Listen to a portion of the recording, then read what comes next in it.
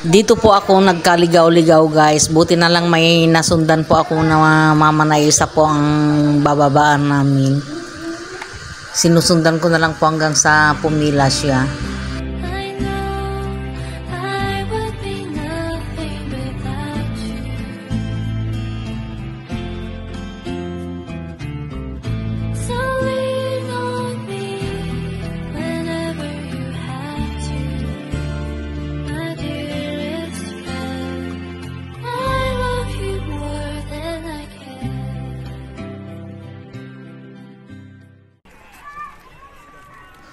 Ito pong nakabakpak na ito na nakatalikod ang sinundan ko guys.